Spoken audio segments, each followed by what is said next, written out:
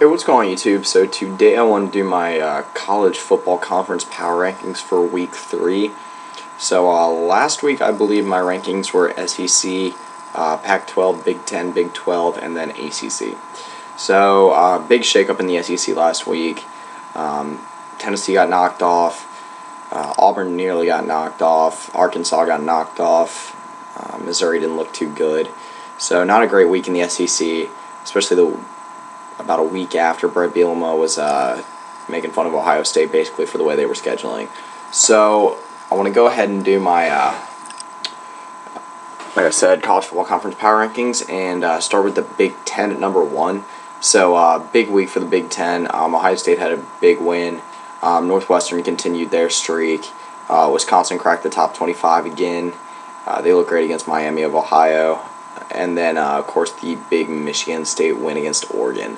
So, right now, I mean, obviously, if the season ended today, then the Big Ten would have 2 teams in the college football playoff, which I don't think a whole lot of people thought possible, and I don't know how possible it still is since Michigan State and Ohio State play each other, but definitely seems like both those teams are college football playoff caliber teams. So, move on to the SEC. So, even though they did have a rough week, the SEC still has a ton of good teams in the top 15. I believe the SEC has 4 teams in the top 15, Alabama, Georgia, Ole Miss, and then LSU.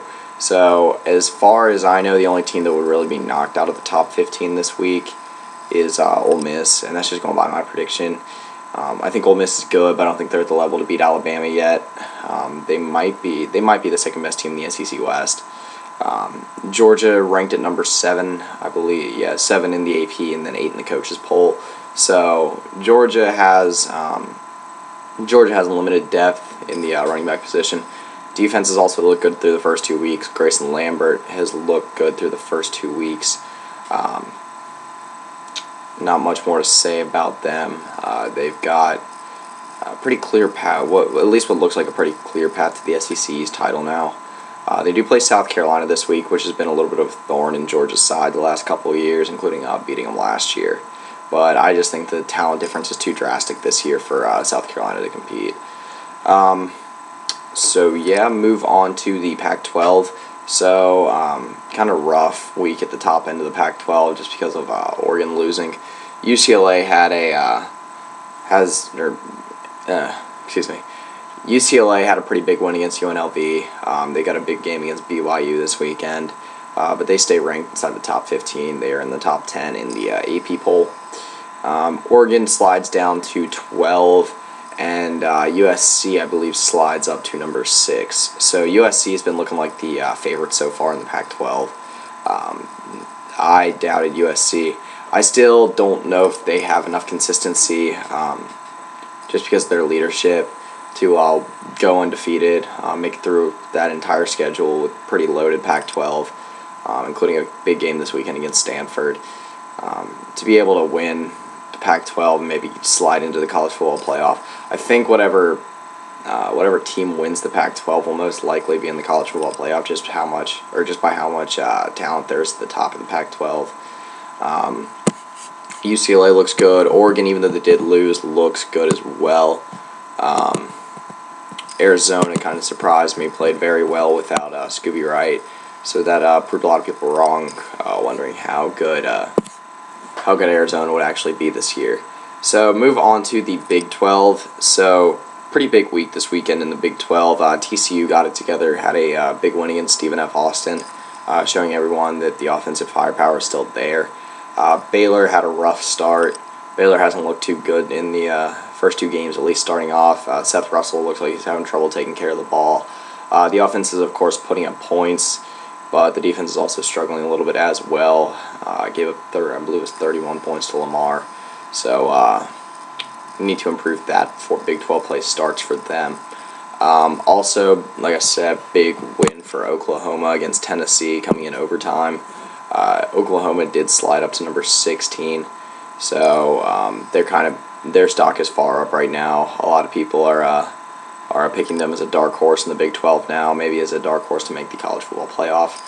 I think it's a little too early to jump the gun on OU. I think it was a very impressive win. I think they are a good team this year, a lot better than most people would expect them to be. But they still have a very tough Big 12 schedule, including teams like West Virginia, TCU, Baylor, Oklahoma State, and I mean, you can never count out Texas in the Red River rivalry. So, Oklahoma State also cracked the top 25 this week.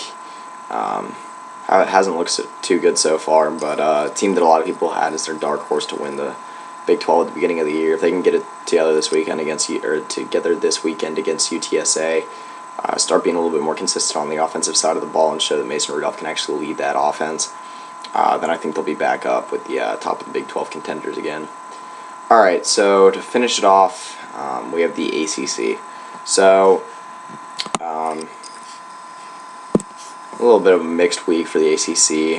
Clemson had a good win against App State, kind of showing that they still might be the front runner, even though they are not the highest ranked team. Florida State had a tough first half against South Florida, going into half tied 7-7. Everett Golson got it going in the second half, but just didn't look like he could really get in rhythm. Dalvin Cook had a very good game, 266 yards. The defense has been playing pretty good, led by Jalen Ramsey.